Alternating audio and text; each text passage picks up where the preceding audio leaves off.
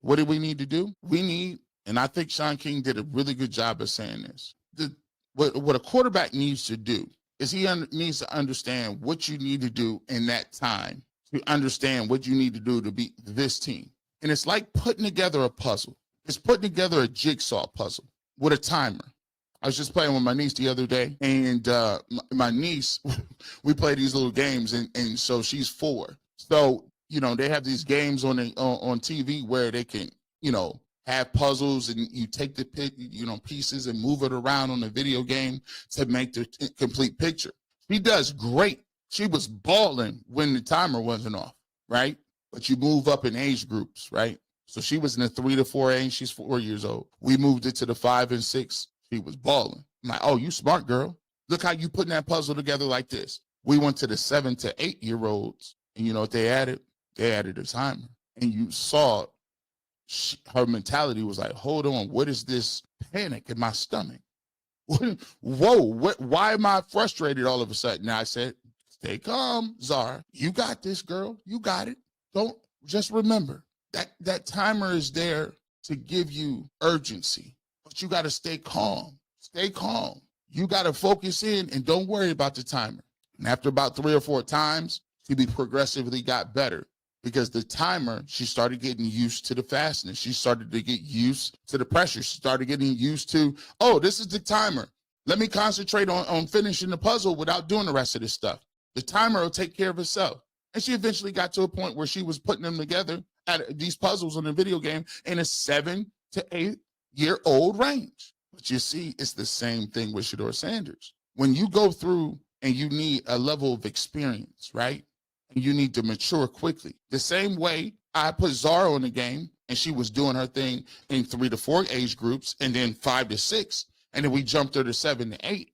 That's the progression in how fast he got to progress. He got to get to it under 3 games. So now he played a half. You see the progression, right? So he looks out with Las Vegas. He's able to move. He didn't take very many sacks. He only took 1 sack. He threw the ball off platform. He looked more comfortable with the blitz. The speed of the game was better. Now when we get to the San Francisco 49ers, understand the puzzle going to switch up a little bit. Puzzle will switch up a little bit. So now they may say, we might not necessarily blitz you. What we're going to do is how about we have people up there but drop off in the coverage. Now let's understand where you need to go with the football. So now what he can work on, and what I think the keys to the game is understanding where your outlet pass is in inclement weather and getting the ball to your guys in open space and make them tackle. See, I'm talking football now. We ain't even emotional. Make them tackle. Harold Fannin in traffic. It's okay to get him the football because when you are running and you're doing things in a little windy area, maybe wet track, and maybe a little snowy, a little mix, you don't want to live 25 to 30 yards downfield. You're going to have to live maybe 5 to 10 yard field down the field a few times. But make sure that in inclement weather, they got to tackle Quinshon Judkins. They have to tackle Harold Fannin Jr. They got to make the move. See, when you got weather, the offense has the advantage because the offense knows where they are going. They understand what the assignment is. And sometimes when you have bad weather, it's crazy because you are reacting to what they're doing. So for me, for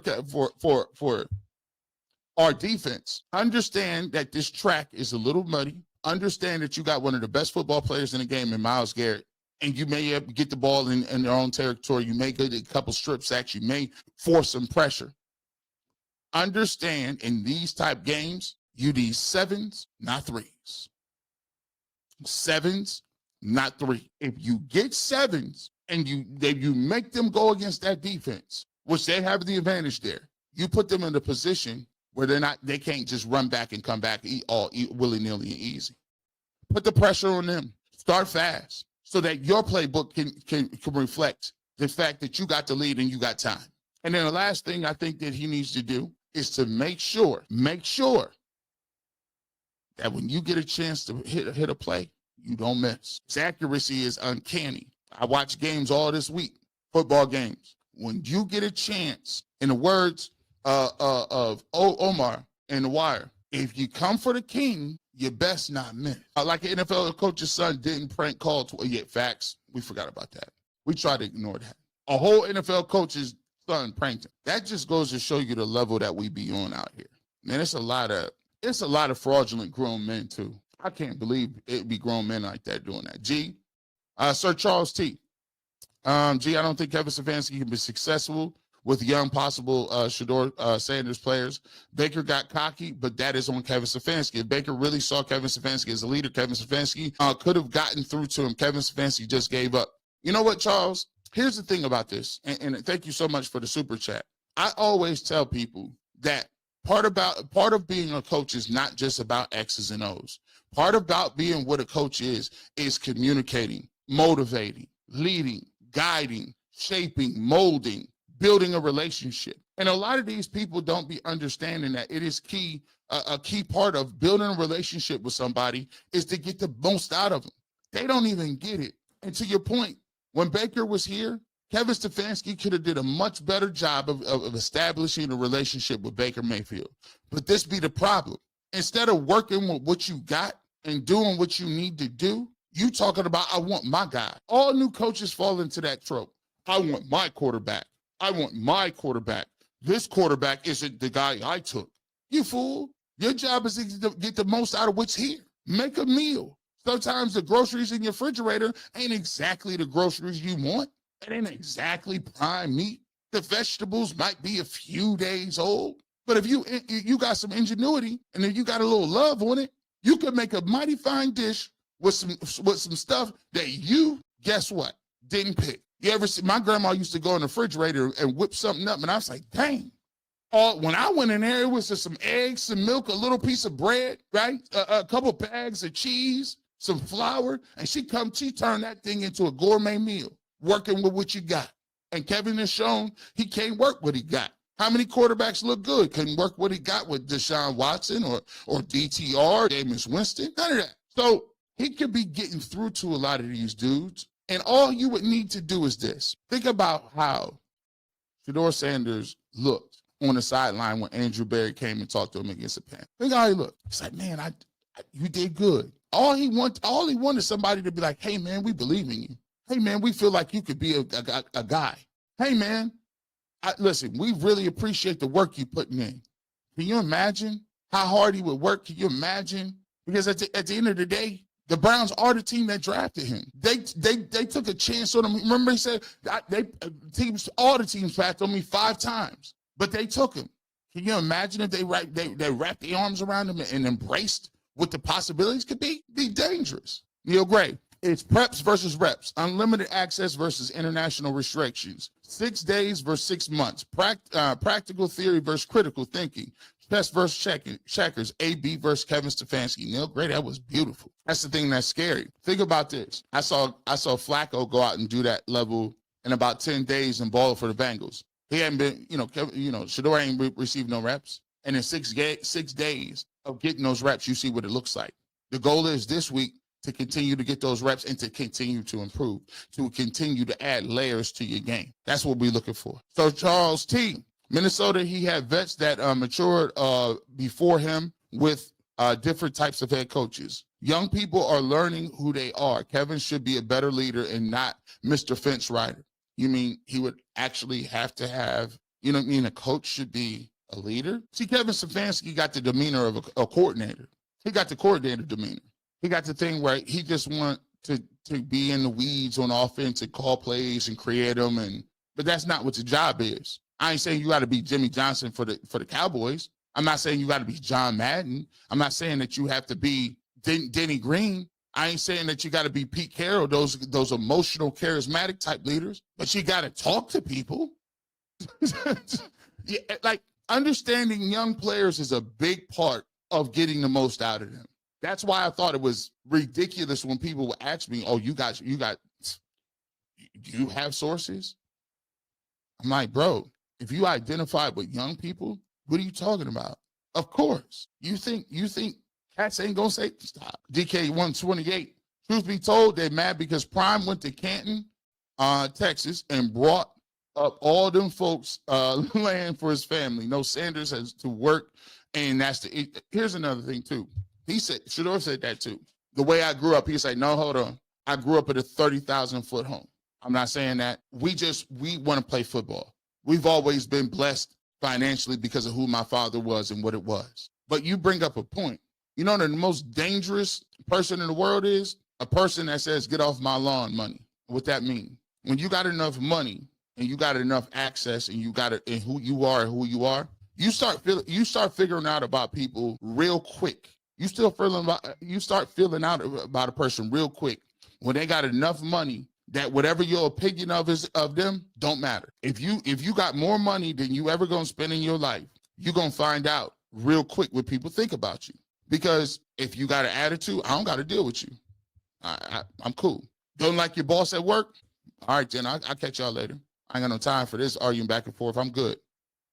You looking at people that want to argue with you on Twitter. I'm not arguing with nobody on Twitter, and I got the most money I've ever seen. We not even gonna get to that. So that's a threatening place to be when you are a person and you want to have a certain level of control over people. Because at the end of the day, they look at you and you look at them like, oh, I don't need y'all to do nothing for me. I'm playing football because I want to and for the love of the game, not because I got to. See, this ain't the little story where I'm trying to get my mom out the projects, or I'm the first generational athlete that went to college, or all my friends grew up on drugs or got shot or killed. Nah, this ain't that story. I've been straight. And if I don't play another game in my life today, I'm still going to be straight. That is very threatening to people because you got get off my lawn money. I don't got to pay attention to what you talking about. Charles T., good leaders in every profession know how to cultivate young talent, how to get through to all military, sports, or corporations. Young people need help. Kevin Stefanski fumbled Baker, might be fumbling Sanders. I actually think if he keep playing, Kevin Stefanski fumbled himself. Why do you think they can? Shedeur, could you put these rumors to bed? Just put everybody at ease and just say Kevin and you are kumbaya and everybody sees eye to eye and he's the best coach. I'm worried about the 49. See, that's the problem Kevin didn't see. Kevin, you fumbled yourself. You didn't have to do this. You could have hedged your bet. I always told him, hey, we got two young quarterbacks that the Cleveland Browns are excited about. I come to work every day excited about working with Dillon Gabriel and Shedeur Sanders because they're various skill sets, great human beings, work hard, and we lucky. Spoiled. We are lucky to have these guys here. How hard is that to say? I could have wrote it up for you, bro, and you wouldn't even have been here.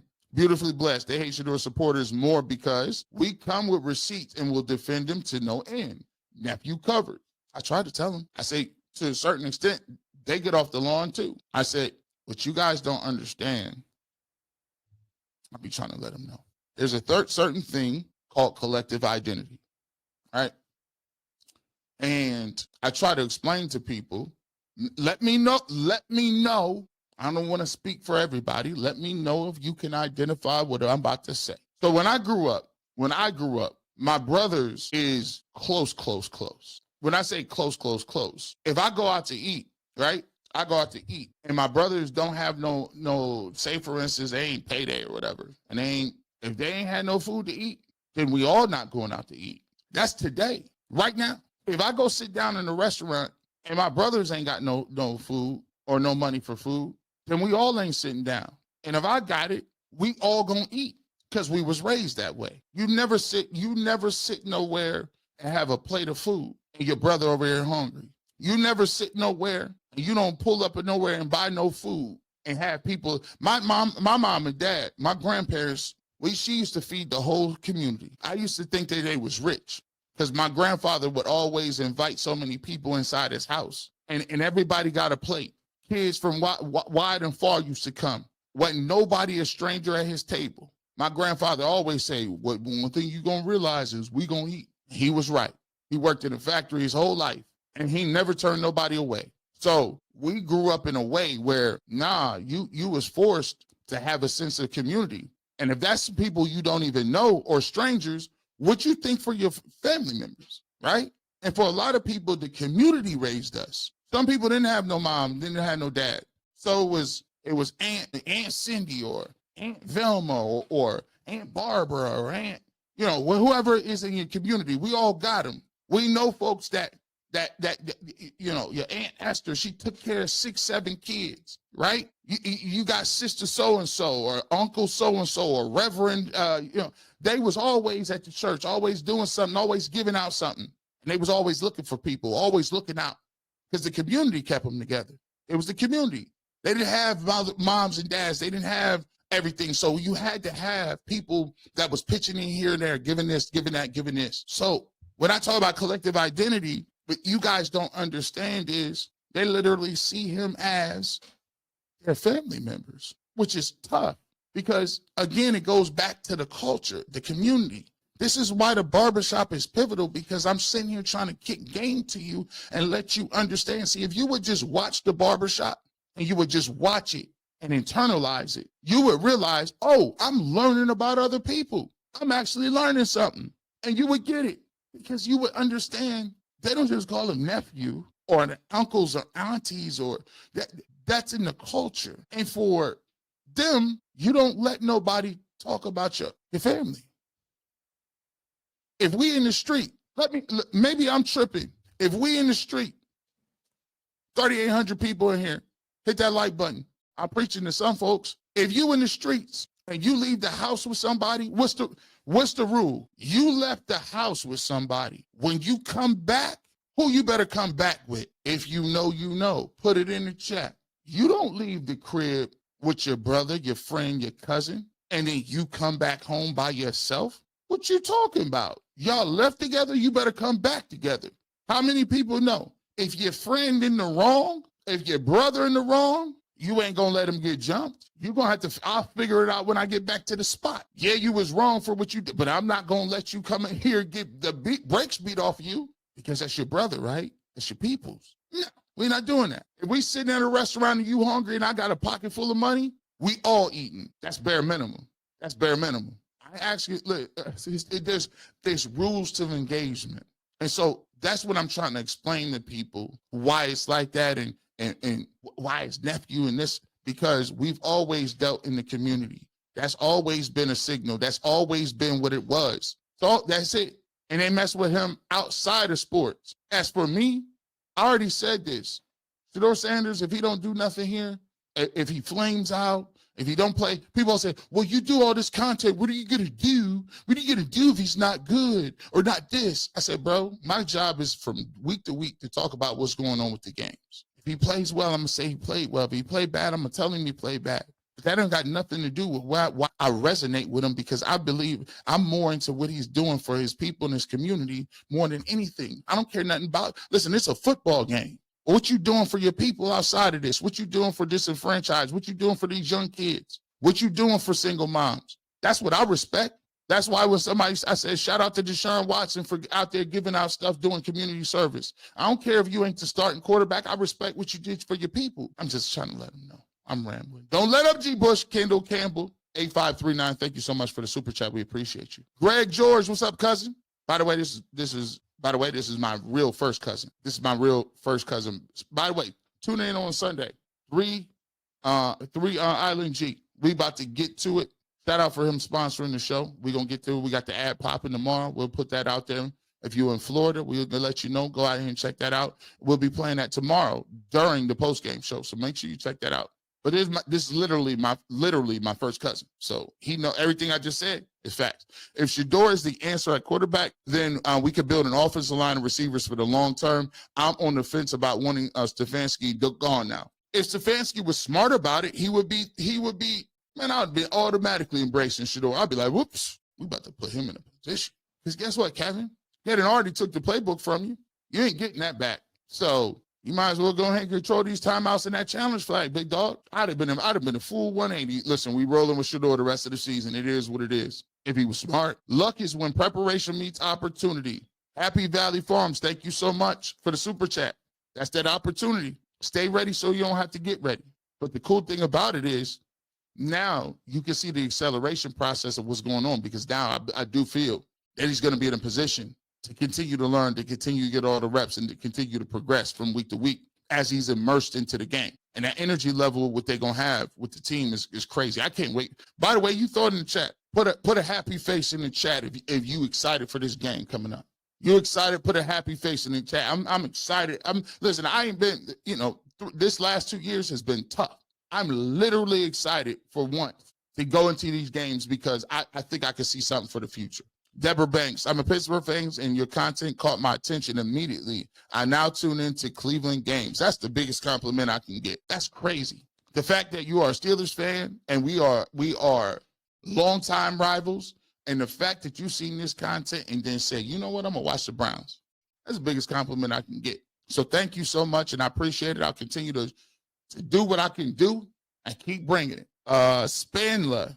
Shedeur is a biblical name for the Old Testament, founded in the book of Numbers, a Hebrew name with multiple interpretations, most commonly mean light of the Almighty or field of light. That is you done did your research on that. I believe in having biblical names. I too have a biblical name. My middle name, I shouldn't even tell people. I used to make it up like a story. It was like, I was like, I got a middle name that starts with E. They say everybody would try to guess it.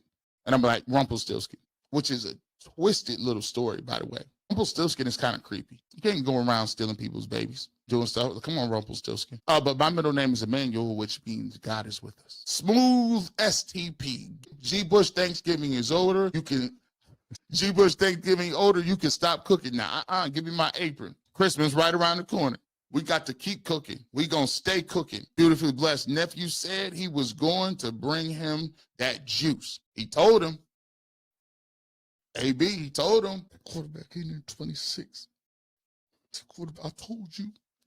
The Ashanti mom preached the Fraudski, nor anyone else on the staff attempted to correct the false rumors about Shedeur. It's not Shedeur's job to protect the coach who wouldn't even say his name until 2 weeks ago. There you go. Have at it. And by the way, I'm not going to keep arguing with you on these channels about it. No, I'm not going to argue. This is like, we're on to San Francisco. I'm worried about getting wins. His job is not to be out here being no meat shield for Kevin Stefanski catching darts because people is questioning his evaluation, questioning whether or not Kevin Stefanski should be the head coach. It's part of the game. Because they weren't correcting the record about Shedeur Sanders. When they was writing them articles, they was doing all kind of stuff. They didn't correct it. They still won't even name them quarterback the rest of the year. What are you talking about? What is there to correct? Greg Castellanos, G. Bush, how is it possible that Shedeur throws to open receivers that supposedly can't run routes and an O-line that is not good have their best games? 12 elevates, because here's the thing. You start to believe and you start to understand and people start to live a little bit. People start to, oh, okay, we nice. Oh, okay. That energy level. See, when you give an energy to people, it raises that play, right? And Shedeur, if you smart, which I think you are, because I think you did a nice job. You notice he didn't go after Jerry Jeudy when he dropped that football. You know what he did? He says, all right, we going to need you, dog. You notice Myles Garrett was excited. Listen, Myles Garrett was so excited that Shedeur Sanders was playing. He came all the way out with his relationship. My wife was like, babe, who'd that girl Myles Garrett make out with? I said, I think that's his girlfriend. She said, he got girlfriend at the game now? I said, yeah. Myles feeling good. Yeah, this girl, he taking pictures before the game. I'm like, yeah, that's how it be happening. He feels so good. He be like, yeah, I'm coming out with my whole relationship. Whole relationship. I'm like, this guy, people get mighty. Listen, people got celebrations now. So when did Dylan Sampson get celebration? When did offensive linemen start lifting people over the head like ballerinas? Greg Castellanos, let me show you. I keep it on me. I keep them. I say, when they start doing this? Huh? When this energy level stop being like this? Huh? This is like, hold me close, tiny dancer. What? You got this man over your head like a ballerina? Hold me close, tiny dancer. That's a whole grown man over his head like a ballerina. Bro, I can't even do that. Hey, grown married people can't even do that. Like you get a foul for that. You can't lift your wife over their head like this. This is not Patrick Swayze and Dirty Dancing. That stuff don't exist, bro. You be married for a whole 6 months. All that stuff stop. Like, Hey, man, listen, we ain't gonna, I ain't gonna be lifting you up in the mall like that. Talk about, yeah, this is what that's what that type energy do, right? That's what that energy be trying to do, Greg. Hey, they be excited. Damn, Remo, thank you for being a member for 1 month. We appreciate you, my guy. T Storm is unbothered, eating turkey and studying the playbook, praying for Shedeur. I seen a little shout out to them. Shout out to Well Off Media, Shiloh, his mom. They cooked the spread up. Let me know if you watched it. I watched it. I watched it. I said, oh, look at y'all. I said, look, eating that turkey in that playbook with that iPad on. So word is after the Vegas game, Kevin Stefanski's reached out to Dion for a meetup for dinner, and Dion refused. I haven't heard that. I think that's Bianca. I haven't heard that. I have to do some research on that. But, Coach Prime be busy. He got to get back. Got to get back to, it's in the middle of the season. You know what I'm saying? Schedules don't line up like that. But I'm sure Prime, they'll get together in the off season. Get together. Fantel, G. Bush, if Jimmy Haslam didn't pick Shedeur Sanders, why was his daughter and grandkids wearing 12 jerseys? Make it make sense. Come on now. Because it's one of the most popular jerseys in the game. And they want to see him play. He definitely picked him. All day and twice on Sunday. Brody's bottom line, G. Bush, that lottery ticket looking good. We got to wait till Wednesday. We got to wait till Sunday. Matter of fact, if you on Sunday, if you pulling up, Matt, if you're watching, G. Bush, they done ran it back again. Live stream. We will be on during the show. If you are moving around, you don't got Sunday ticket, go ahead, keep us on in the background. We'll keep it pushing. We about to do it again. Shedeur Sanders is taking on San Francisco 49ers. Let's see if the Cleveland Browns can make it 2 in a row. Make sure you tune in. Starting at 12:45 on UCSS, we will be doing a live stream. Earl the Pearl, Mikey McNuggets, Director Steve will be broadcasting and going through live during the game. And always we'll give you the post-game show as well. So make sure you check that out. Make sure you check it out. And that lottery ticket keeps getting more. That Powerball number keep going up and up and up and up. The more they get wins. Tristan Skywalker, thank you so much, brother, for the super chat. The media talked about 12's football acumen so bad that they would have had you thinking Shedeur was putting his helmet on backwards. Super. And you know what the most disappointing part about it is? You notice, go back and look at the pre-draft analysis. And from all of your favorite beat reporters, how many of them thought, oh, he's a second-round pick, he's a first-round pick, the Browns should take him here. They'll talk about the accuracy, the maturity, the system that he played in. And then 4 or 5 weeks later, after he slid, it was like a whole different universe where he played in a one-read system. He was undisciplined. He wasn't accurate. His name on the back of the jersey. You're like, bro, this is what happened. And even today, people are hedging their bets. See, here's the thing. When you can't lean on your evaluation and when you don't understand what you have seen, and you don't know, you guess. What I'm saying about Shedeur Sanders is not about like whether he's going to have ups or downs. What I'm talking about is a baseline level of skill set that has been sustained over a period of time since he was like 16. So when you are seeing that and you're like, okay, cool, and I see him progress and get here and be like, why are you guys confused? Why would you listen to this unsubstantiated stuff, but you realize that it's not based in the reality of what's going on. So that's why that you're blind by certain things. You're just guessing. That's why when people sitting around here talk about we still need to see Dillon Gabriel. No, we don't. No, maybe you need to see Dillon Gabriel. We don't need to see. The people that know football do not need to see none of that.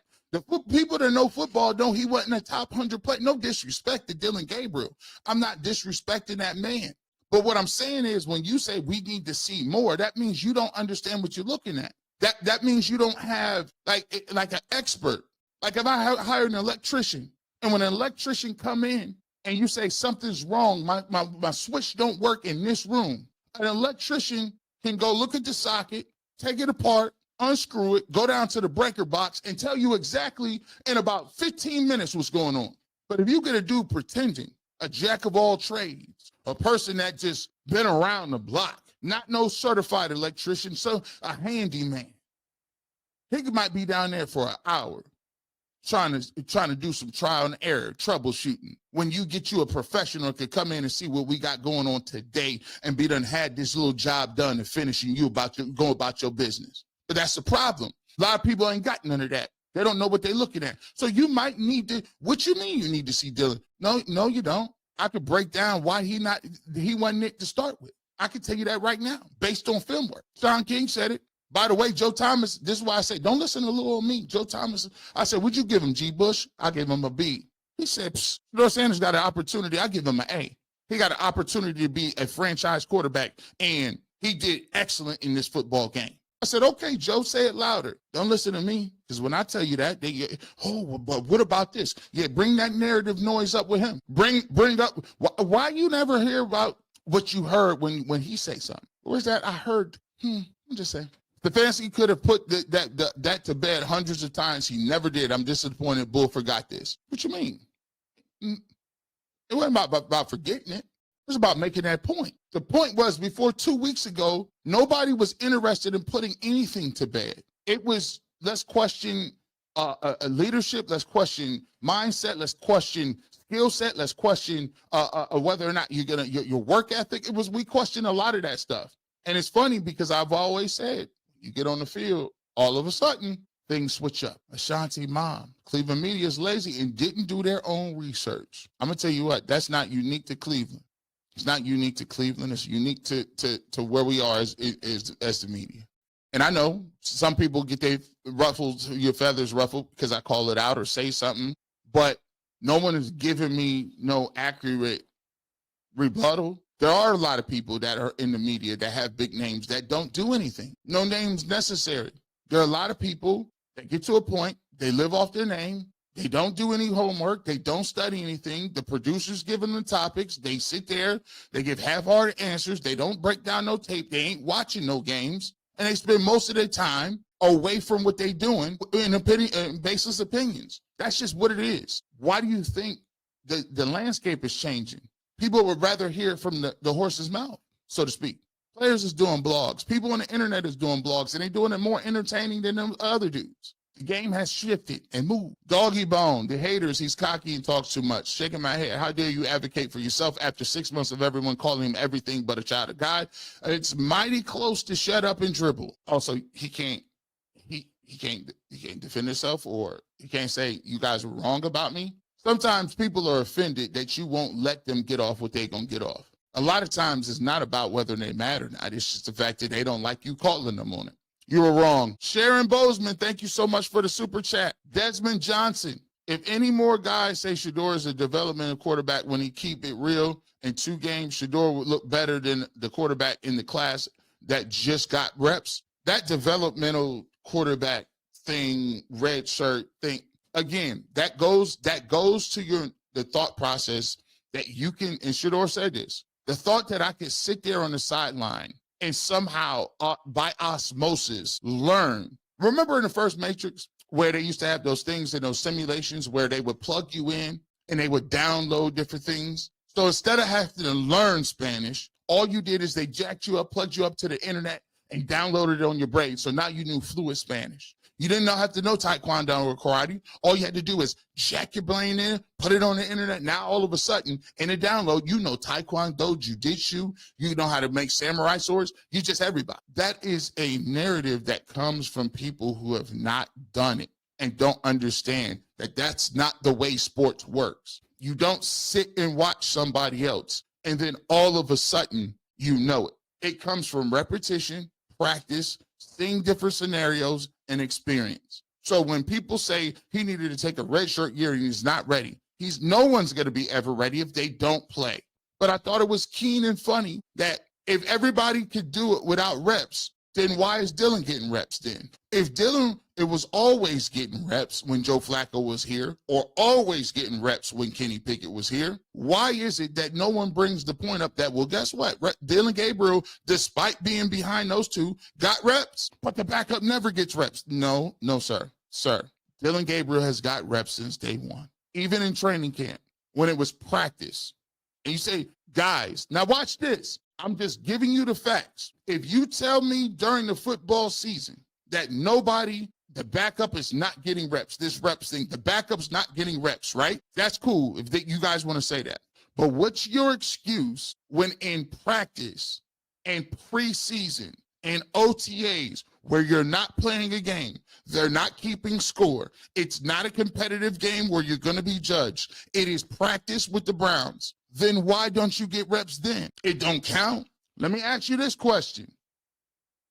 Why is it that you gave Tyler Huntley any reps and he didn't make the team? You gave him reps over Shedeur Sanders in practice and never made the team. He plays for the Ravens now. So you can't use, well, it's a game and we got to get everybody ready, because you didn't do it in regular practice. When you didn't put him out there in a 2-minute warning, the excuse was we don't want to ruin him. What was the excuse in practice? Rookie minicamp. Stop. Boy, R-Mac Dog. Sanders beat the 49ers post-game. Will be wild work. That post-game, matter of fact, check it out. We're going to go crazy. Reverend B.J. Nelson, you preaching nothing but the truth. May the blessing of God keep you covering my brother. We appreciate you. Larry Fournier says Zach Jackson is the only credible media member who I trust. I initially called Shedeur on being the better quarterback than Dylan Gabriel since the summer camp. And you know what, Larry? It's so crazy. They wouldn't give him reps then. What was the excuse? Well, he's a 5th round pick. Yoshi Doshi. I made the comparison of Sanders, Judkins fan into the Tamil Kings before the first preseason games. How close do you think we are to success? Let me tell you this. Your best players are already rookies. Here's why I told people Andrew Berry would ever win. First of all, let's understand this. I think Andrew Berry has already cemented himself as being here next year. The question is Kevin Stefanski. And the reason I say I think he's cemented himself is because of the fact that you look at his draft, and Fannin are your 2 best offensive players. They're rookies. Shedeur Sanders is good, and he turns out to be, like, he continues to play well. You already have Carson Schwetzinger. Mason Graham looks like he played his best game. Malik Collins, he brought in as a free agent, leads defensive tackles with 6.5 sacks. Myles Garrett, who people said trade for picks, he's playing like the greatest defensive end we've ever seen. And Andrew Berry went back out and said, oh, no, we're not trading. You come on back in here. Evan Bush, who he signed, playing the best ball of his life. Come on now. Tyson Campbell, that move in the middle of the year looked crazy. He looked like a baller. This alone, when you got hit after hit after hit, and Carson Schwetzinger's defensive rookie of the year, he may gonna be a Pro Bowler. When you got hit and then you hit on the quarterback, guess who in charge? Because my stinking suspicion is this: I don't think Andrew Berry had any level of high control over what they was doing. The chief strategy officer, Paul DePodesta, who outlived Dorsey, was the dude pulling the strings in his analytical nature. And Kevin Stefanski actually had a level of power because he was a 2-time coach of the year. So I think Andrew Berry, if you ask yourself, was the 3rd person on the totem pole. Did he have some say? Sure. But he came in on the hottest seat until they got all these rookies that started playing well. And Jimmy Haslam was like, hold on, who picked these? Oh, yeah. All right, Jim DePodesta, we good on that. We good on that. You get you a receiver, get you Cardell Tate, you get you some linemen. That's why this week is so pivotal, because you meaning to tell me the 49ers is a real good team. You mean to tell me the Cleveland Browns, led by a bunch of rookies, can win a game against the 49ers? And the quarterback only been playing for like 2-3 weeks with rep? Come on now. That's hope. Emmanuel Johnson, hey, G, you see Shiloh's Thanksgiving video? LMA Bro saw Shedeur's Shedeur watching film and was like, Shedeur study on Thanksgiving, so Fancy don't get mad. I seen that too. Shiloh funny. Boy, you better get in that playbook. You know you got a quiz when you get back to the office. My man Floyd Connor, G. Bush, the real OG. Let's go, Shedeur. We appreciate you being a member, my guy. Yoshi Doshi, I call you and Rosie the Killer Bees. Hey, can we get a shirt like that? Can we get a shirt called the Killer Bees? Speaking of shirts. Ooh. Speaking of the hoodie, I told you I was going to get them together. I told them the Kool-Aid Mafia is back. You see what it is? Yeah, we're going to have this on Sunday. We're going to have this. Shout out to Rosie B. I be telling her, I said, Rosie, get me together. She's like, I got you, no problem. We got this hoodie in black. We got this hoodie in gray. We got this hoodie in heather gray. We be out here moving. You can get you a little tumbler too. Sip your Kool-Aid, wrist up. I told you, we don't play around. We quick with it. Bring the Kool-Aid Mafia back. Let's go. Do you have the same agent? I mean, I don't got no agent. My agent is God. That's my agent. He the best agent too. And guess what? He cheap. He don't cost you nothing. All you got to do is believe. The Browns need 24 or more points to beat the 49ers. I think about 27. Maybe need about 27. Alexander Gallant. Because Christian McCaffrey going to do his thing out there. Christian McCaffrey is a guy who is dynamic. This is not going to be no blowout in terms of our defense making them look crazy. This is a very good game. It's going to be a good measuring rod. And the thing about what I be saying about Shedeur Sanders and different things like this is, bro, look, I understand. Like, I'm not to a point where I don't understand. There's going to be some ups and downs, right? Like, he's a rookie. You playing the game of football, and these guys get paid too. But what I'm saying is we should be able to have a runway to evaluate this man's skill and not be on this game-to-game mental gymnastics. That ain't what it is. I just saw Dylan Gabriel play 6-7 games. Now the narrative is, oh, we game to game. We might go back to Dylan. If you don't get up out of here with that, I keep trying to tell people, if Shedeur Sanders played 6-7 games and he came out the game and had a concussion, and Dylan Gabriel came in and played a half and then a game where he won, there would be no talk of Shedeur Sanders getting back nowhere. And the hypocritical part about it is everybody knows that. Every single writer knows that. Every single beat reporter, every single fan knows if the things were switched, if the same resumes were switched, nobody would be talking about Shedeur Sanders. They would be saying he's a bust and he's never going to play in the league again. So I don't know why they be trying to act like they really are fair and open. They ain't fair and open. You know what it is. This go drip. Bull expecting Shedeur to play the faithful slave for fans. He's discussing no way to hide unconscious bias. Don't know how you stomach those people. Here's the thing. You got an opinion. You can have all the opinion you want. We all got them. My thing is, I'm going to tell you mine. Nope, it ain't his job. It is not the rookie quarterback's job to be worried about the coach's reputation. His job is to go out there and win football games. Stop moving the narrative based on what you want to talk about. I ain't got time to talk about his backwards hat, whether his dad came to the game, whether or not his fan base and what they saying. Bro, listen, I'm worried about these 49ers, and we all should probably be worried about them too. I ain't worried about saving nobody's honor. When the ball was in his court, what did he say? I'm worried about today. That's the same thing Shedeur should have said. I'm worried about today and get my team a win. Moving right along. Confession, I'm a 50-year-old Niner fan, but I want nephew to do great. Reverend B.J. Nelson, we appreciate you. We appreciate you. Ain't no confession. You good. By the way, it's okay to root for who you root for. It's okay. I tell people all the time. Trey Stargell, the thing I like about Tommy Rees said is that Shedeur pointed out on film, he should have stayed in the pocket on some plays and bailed too early on others. I like that. I like the fact that he's coaching. You know, the crazy part about it is that they try to act like the dude's not coachable. Like the dude don't take any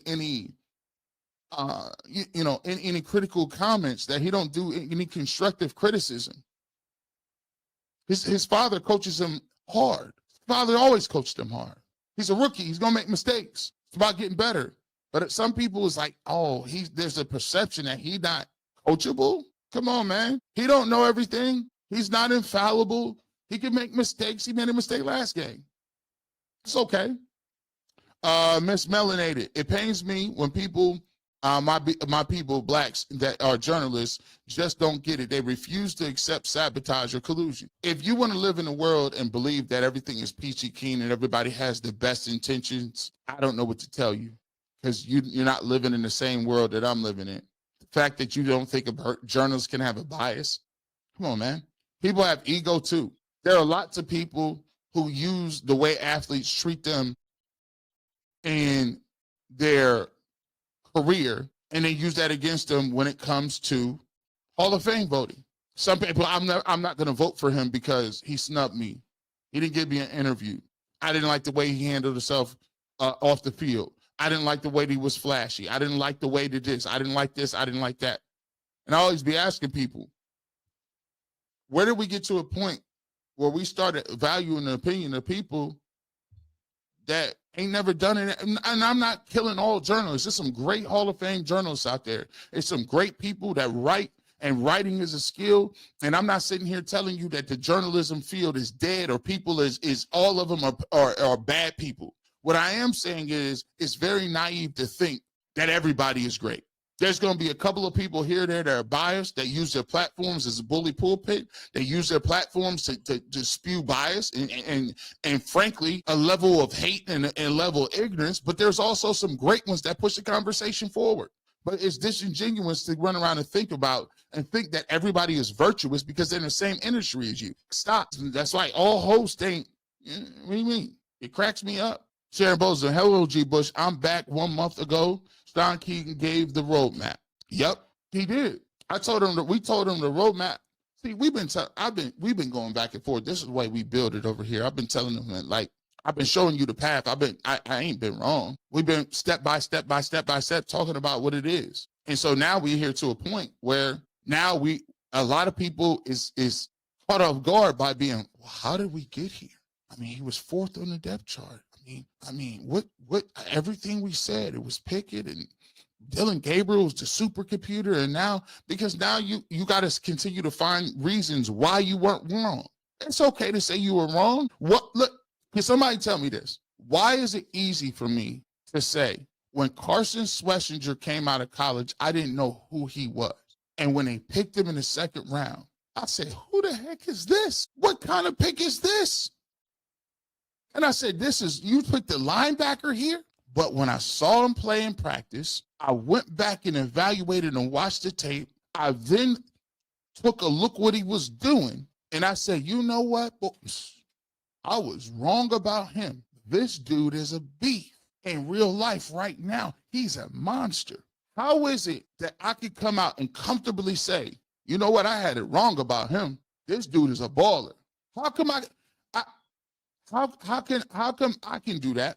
But you get information on other people, you get information, and you just can't simply say, you know what? He got a lot more than I thought. He a little more athletic than I seen. You know what? Them throws in the game time is different. I'll give him credit. He worked on this, that. If you are a human being and you are a thinking, sentient being, the reason we are the top of the food chain is because humans can think critically. We're not driven by nature. We're not driven by animal instincts. We think we can understand and we can rationalize. So why would you get new information and new proof and new stuff, but you so ignorant that you refuse to change your mindset? If I see somebody jump off a roof and I don't know gravity from nothing, I might not even know what the technical term for gravity is. But all I know is I saw somebody jump off a building and it didn't end well. So am I going to go up there and jump off? No. I'm going to take that information and say, note to self, that ain't a good idea. Even if I don't know what the term is for it, I can see it. I can understand it. Makes no sense to me. Hit that like button. Over 2,300 folks in here. Hit that like button. Come on now. We appreciate you. Gracie the GOAT. 12 said, don't draft me if you don't want to change that organization to be changed. AB drafted him, so get your popcorn ready. You got to believe. And it take a little faith to step out there and say, look, man, if I don't play well today, they're going to try to get me up out of here. It's different to come out and be like, yeah, I knew that. Let's cook. Yoshi Doshi, if I could ask Sanders a question, it would be how Tommy Rees has impacted his development during his journey as an NFL quarterback, or that growth together. That growth as both of them continue.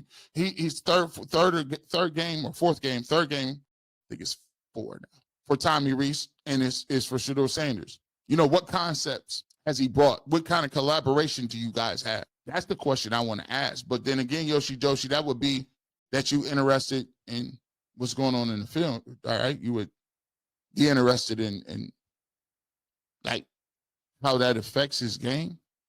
A lot of people ain't into the game. Ben Scott, Aquarius is dawning. G, we are awakening. We waking up. Shout out to Stanley Kubrick, the Star Child. Man, you know, I mean, if you watch that, did you know there's a sequel to that? There's a sequel. I randomly seen it. It was crazy. They brought Hal back and everything. Hal came back. They had the star child ghost that disappeared. It was wild. Let me know if you've seen it. Willis Giggers. Good morning, G. Listening to you has me thinking how to win in my business life. G&G Building and Renovations, LLC, Memphis, Tennessee. Thanks. Now, that is marketing. You see what he did right there? Take a look at my man. Google him, G&G Building and Renovations. See? He's a smart man. He understands. He understands the game. Bracy the GOAT, you got to believe. We appreciate the super chat. Life of TB. You watch Shiloh new vlog studying his plays during Thanksgiving dinner. All the funny Browns and Stefanski jokes. 12 emphasize how important winning is. The cool thing about him is I like their sense of humor, and they don't take things too crazy. They don't take things too serious. Joint JD MBA. To your point about coaching, what did Parcells do in Dallas when he didn't have a quarterback? He created Tony Romo. Kevin Stefanski needs to follow AB and realize Shedeur is a job saver. If he was smart, he'd have got that from Jump Street. But even if he didn't get it, and you pick Dylan Gabriel, man, I'm pivoting like crazy. I'm riding a wave. I'm going to put, and to be truthful, think about it like this. If they're invested in him, it does you, if you got all these quarterbacks, right? And you want to get you one, and ain't one better than what he got right now. He's a 5th-round pick. You can put all the infrastructure around him for a year and give it a whole year runway to see if he's the dude and just roll with that. And then if he ain't it, you can always say, listen, we ran with it as most as we could. We did exactly what we needed to do. We tried. We gave it a year, it didn't work. But I'm riding a wave for at least a year, bro. You crazy. Simply Stephanie. G. Bush, that video, Shedeur and Barry hugging, reminded me of the movie Jerry Maguire after the game. I love that. Show me the money. Hey, listen, it did remind me of that. They was like, all you got to do is watch it and see exactly how people move, and they'll tell you what the play is. Why every time he be playing, they're going to find AB looking around. What's up, Shedeur? So our Revs guess what you see referencing is the Ubuntu philosophy. I am because we are. That is a Black culture in the Black community. There's a lot of that. I like how you got very surgical with that. Even if I didn't even know about that philosophy, that's the crazy thing about it. Like I didn't know the actual name for it, but that's crazy because you can feel it. You know what I'm saying? That's why, have you already noticed we be walking down the street and be like, hey, what's up, bro? We be doing that, right? What's up? You just, that silent nod. Oh, I see you. I see you. You see what I'm saying? Gregory George, we have to get Bill Callahan back at all costs. I dare. I don't care if it make his son the head coach. I think you'll be able to get him back. You know what I thought? I asked Zach Jackson a question, and I don't know if you guys caught this, but Zach Jackson was talking about, I say, yo, what do you think about Jim Schwartz? Because every time I bring up that question about Jim Schwartz possibly being a name, everybody in the industry says, oh, he's done. They're not going to do that. And he, for the first time, he said Jim Schwartz would be under heavy consideration because of the way that the defense plays and the way that he continues to get those guys to play hard. He's the first person I think said that, right? Irvin David, thank you so much for the super chat. Big time Eagles fan, but love Shedeur and 12. Hope the Browns build around him. 12 is fire. Brown 12, fire Stefanski and get a coach who will put team first. L. Skeletor Gore, we appreciate you. Shout out to Skeletor. His henchmen always foil his plans. Skeletor has to get better help. I mean, think about Dr. Claw's help is terrible. Skeletor's help is terrible. Mumra's help is incompetent. Where are they getting? Why are you going to LinkedIn? What LinkedIn profile are you getting this help from? And I never quite understood it. Why would can somebody tell me this too? Why would any evildoer in cartoons, why do they need money? Why would you rob a bank? Obviously, you're evildoers. You probably can take what you want. Is it too hard? Or like, I'm going to rob a bank and get this money as an evildoer, and then you're going to be lawful and pay for meals and actually purchase things? Why wouldn't you just take it with your evil? I don't know. Maybe I just think a little bit too much. Doggy Bone. Shedeur Brett for this. He said something to his teammate before going on the field. I believe in you, so believe in me. I follow God, so follow me. Don't quote me directly, but that was tough. And he said in the press conference, they believe in me. That's a lot of it. belief in your teammates is what football and sports is about. The belief that the bond that you created through hard work, through discipline, through disappointment, through triumph, will help you come and galvanize at a certain period of time to help you come and win as a team. Irvin David B. Browns could have been like the Bears this season with money at the helm. Defense is number one best in the league, and we would keep all games in a winnable position. But Kevin Stefanski's pride becomes before a man's fall. There's more and more people who start to think like that, especially if you start to get wins against the 49ers and the Titans and some of these other teams that may be winnable. I ain't even going to talk about the Bills. Don't let them be competitive against the Bills. People are going to be mad because they say, well, but we could have been doing this the whole time. Beautifully blessed. Are you guys going to a game? I want to meet you all. You know what? At UCSS, we do have a McNuggets does some things at the Muni lot, and I wouldn't be opposed. Y'all let me know if y'all would pull up. You let me know if you would pull up. If enough people say they would pull up, I might go to the Muni lot and do something. We did that not this last year, maybe the year before. I'm not opposed to it. Asama, Texas Tech coach, Baylor coach, and Sean Payton all said that he's going to be a problem in the league. If he keep dropping dimes like that on no practice time, you're going to be in trouble. Jersey 8288. Why the media allowed Albert to continue to be so negative about 12? I need the media to push back the narrative because it should be investigated. Listen, it's the first time that I actually literally mentioned his name, but the clip was so inflammatory. And let me get this straight. So the way I understand, Ken played the clip, and he disagreed with the clip. It wasn't, that clip didn't happen, like they weren't interviewing Albert, and then Ken was sitting there and didn't say nothing. He played the clip from another interview, and Ken said he didn't like it. So Ken, he played the clip from another interview. But what he said was so inflammatory, it was wild work. I said, bro, how you going to sit there and say, I mean, these dudes got a film company. They own a film company. They film his whole life. He's on reality shows. This is easily verifiable that this dude is on the team bus. What are you talking about? That type of stuff is it's irritating, man, because it's a quick 5-minute check and see. And that's why for me, I try not to say things that might not necessarily be true, or if I got to figure it out, or because I got a lot of people who listen to this stuff. And if I say something, it could really go a certain different way. So I got to be careful about what I'm saying or repeating, because people gonna hear it and be like, oh, well, G. Bush said this and G. Bush said that. Nah, bro. I'm like, come on, man. How you gonna try to make up like this dude was as Prime D? Here's the thing, too. That comes from a little bit of the situation. Go watch Coach Prime's documentary. Watch how many people was upset that Coach Prime tried to play a football game and a baseball game. Yeah, there's like, yeah, G. Bush, he was like, my man, we gotta get that water. Look how many people was mad at Coach Prime because he was in a football game and a baseball game in one day. They called it selfish. They called it arrogant. They called it doing too much. How many people around in baseball communities and football? In the baseball team, it was crazy. They didn't let him play. He didn't even play in that game because they were salty at the fact that who do you think you are? Gene A. Marchant. Keep cooking. AM hungry, bro. I appreciate you. G, I tried to support your collab with Quincy, my guy, but it feels like his channel feeds the hate. The comments be going crazy. I had to dip. Booch Wyatt. When I go on there and I look at it and they ask about the situation with Shedeur Sanders, I don't understand.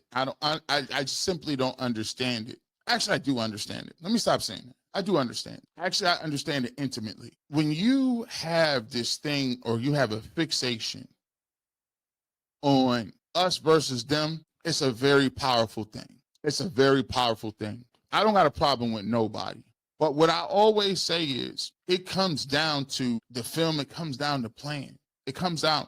And what you started to find out is even as he continues to play well, there's this invisible pushback.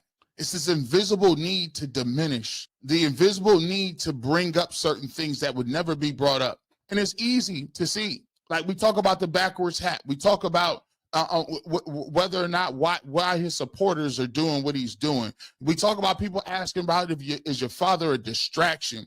We talk about all these different things that would never be brought up in another situation with another player. And so when you bring those things up and you say, listen, man, after a certain period of time, people is not going to hear that. There's a level of people who expect people to bow down. Let me just tell y'all something. Your regular people aren't going to fear. Why would you be regular? Like, you guys don't. There's a perception of there's a group of people that control the narrative of what it is to be a Cleveland Browns fan. You don't. Everybody brings their own energy to the table. They felt like these folks that came over here had to audition for Browns fans. They're not auditioning for Browns fans. And if you're a real Browns fan, you want the Browns to be good, ask yourself, why do you have so much pushback? Why do I give a you-know-what about what a New York Giants coach said about the quarterback that we got? Why? Ask yourself that. Why do you care about anonymous narrative-based content about things that you don't know or somebody said anonymously on another organization that roots for another team?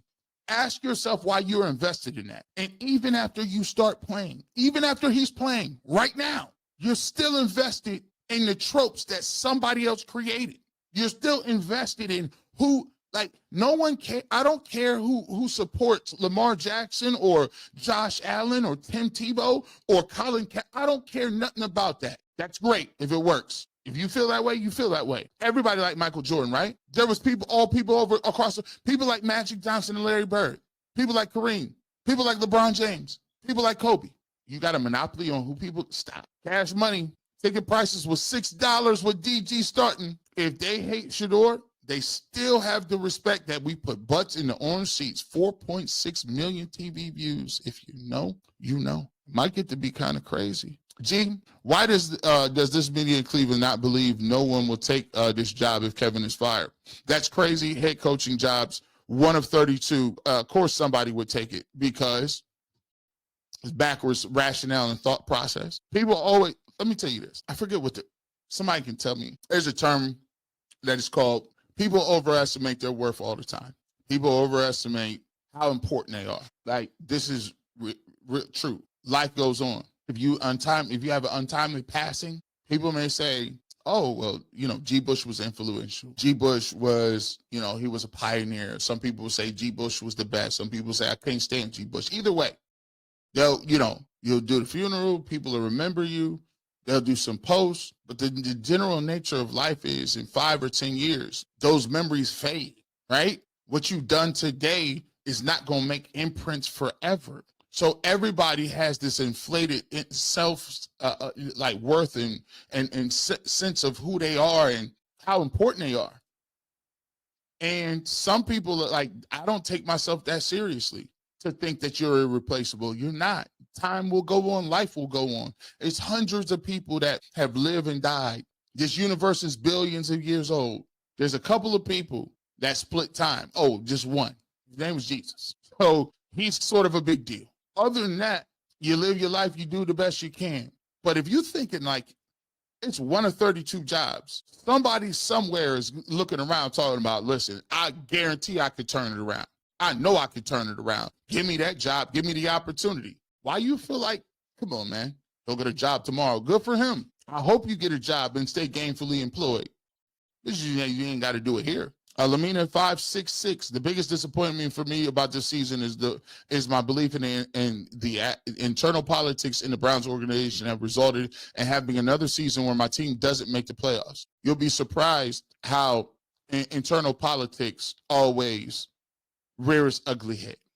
There's always going to be factions. There are always going to be people who do that. And unfortunately, these same people try to tell us that it didn't matter. The Browns were trying to lose. You're trying, what? That is not the goal. KA7 14 super sticker. Thank you so much. I appreciate you. Cash Money 126 became a member. We appreciate you. Saying so. Judy and DG to Miami for Waddle would be nice. I would take that. Saying so. Is that do you know something I don't? Because I already pulled the trigger on that one. Just come on over here. Mashako, Baltimore. Shedeur is going to bring his brother Shiloh to the Browns once they get the keys, and some Colorado players. Remember, that was funny what he said. He's like, yeah, I can't get the hungry dogs on yet. I ain't got the juice like that. Mikey Moore, thank you so much for the super chat. Do you think Dylan is getting first-team reps? No. You know, first-team reps now? Nope. Willis Giggers, 27 points in the snow to win. Hey, look, man, Christian McCaffrey, you know, I think he's a ball player. You have to do some things. I think, by the way, we'll get a couple turnovers. I think Myles Garrett going to get a strip sack, and I think there's going to be a couple of picks. That's going to lead to some stuff.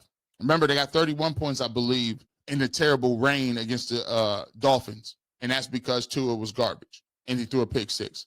Keisha Stephanie, I'm new here. What's the Kool-Aid Mafia? So you know how we always do. You know, a couple of years ago, we started a thing called the Kool-Aid Mafia. In 2023, there was a term everybody says that we drinking the Kool-Aid. And, you know, when Joe Flacco got there, a bunch of people in the industry said, what they getting Joe Flacco for? This is after, I believe, Deshaun Watson got hurt. P.J. Walker played a couple of games. Browns defense was stellar. And they started the season with Deshaun Watson. I think they was 1-6. I think they was no, that was the year prior.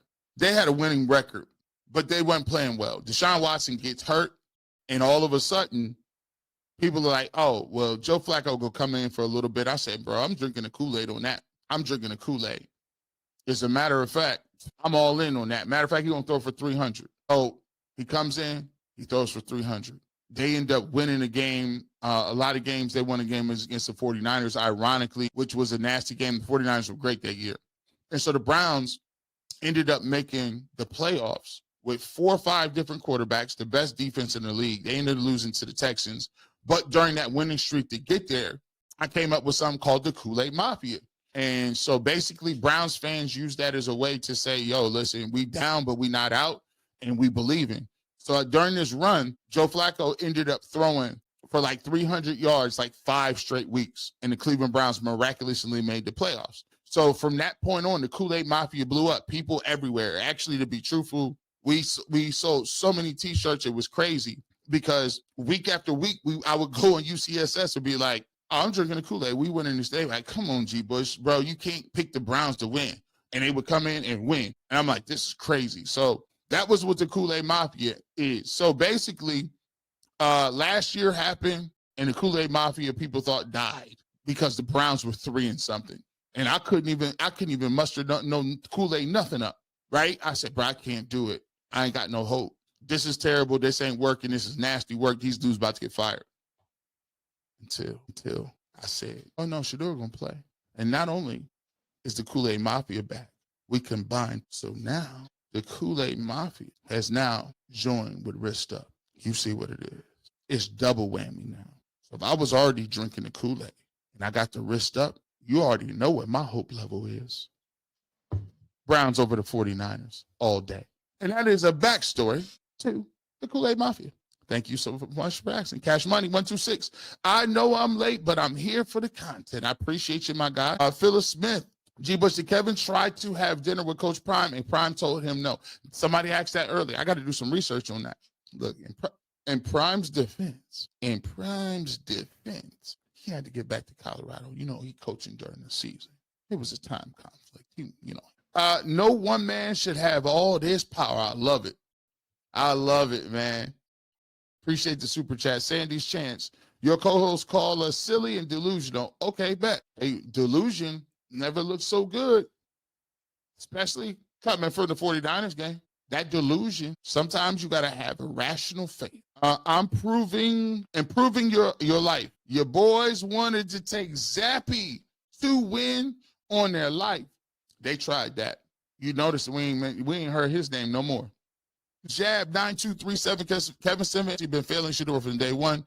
It wasn't just the game ball. It was a refusal to acknowledge the achievement, affirm to Kevin Stefanski that does not want Shedeur to shine. Now we're looking at TDs and a 29-yard punt, etc. And you know what I said about this? I was doing this on Ultimate Browns. I said this. I said, listen, guys, sometimes they're not going to give you no game ball. We knew what it was. We got to say it to say it.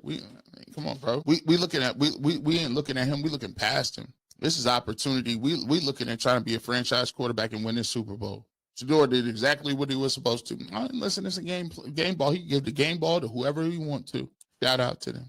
But as for us, I'm unbothered by it because the biggest game ball they could have gave was the fact that the reporter asked Shedeur Sanders to call off the dogs. Call it off. It was a fit. I said, oh, that's the real game ball. You think he got that type of leverage? Huh? You need that favor? Shanita. Kevin and the media is the reason for Shedeur versus Dylan narrative, not the fans by trying to bury Shedeur. We respect Dylan, Jason, his dreams, just not at the expense of Shedeur fulfilling his. Shedeur is him. Let's ride. I love what you said right there, because a lot of what be happening is you build up and they act like they don't understand it. You call one dude a supercomputer, then you say the other dude don't know how to read defenses. You say one dude is mature, you say the other dude needs to grow up. You say one dude gets the leash and he gonna get 6 games, but the other dude get 1 game or a half and he ain't no good.